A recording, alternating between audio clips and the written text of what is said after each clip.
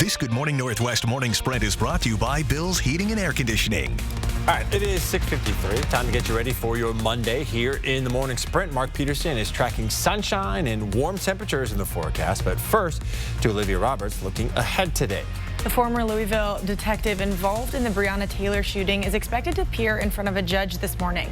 Brett Hankison was indicted on first-degree wanton endangerment charges last week.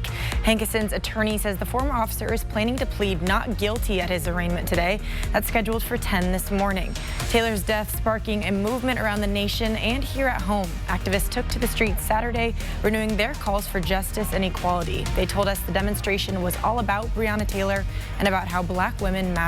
Spokane police say they arrested 2 people downtown during this demonstration. One minor was charged with disorderly conduct when he threw a wad of paper at an officer. An adult was also charged with obstructing an officer.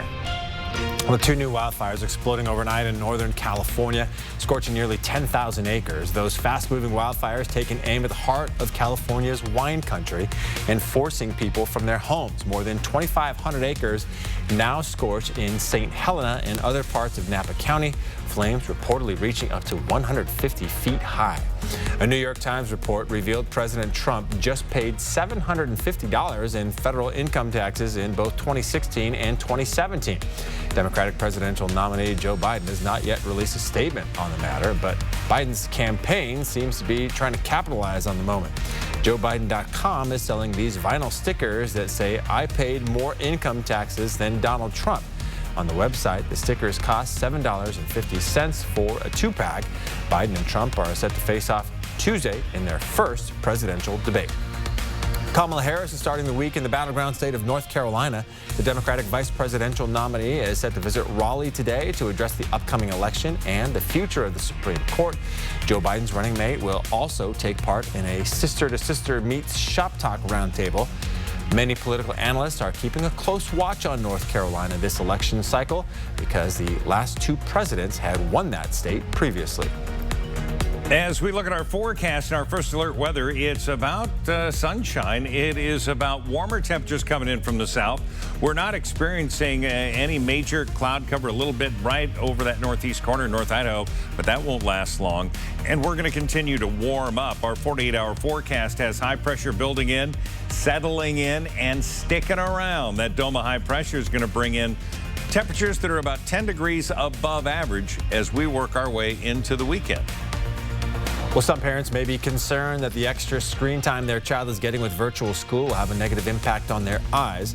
An eye doctor with Multicare says the biggest concern is eye strain. It's not necessarily time in front of a screen that leads to this, but any kind of near work, meaning looking at a computer screen up close or even reading a book.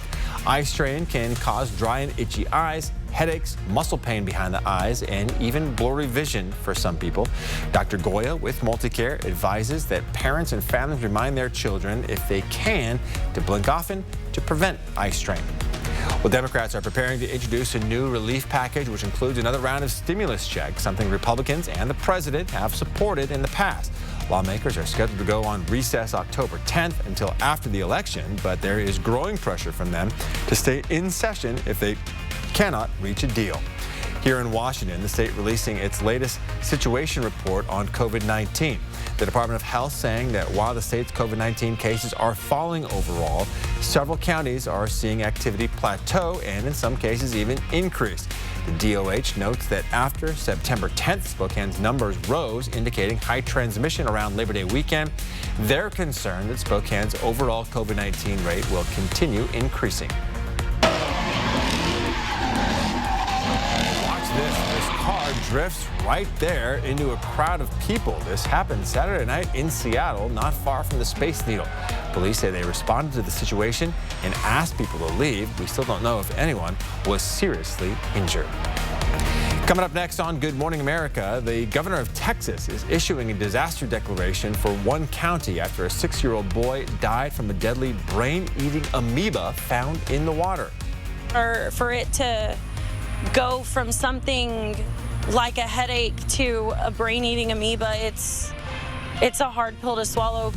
State and federal officials now working to find out how the amoeba, which thrives in warmer temperatures, contaminated that water. We'll be right back.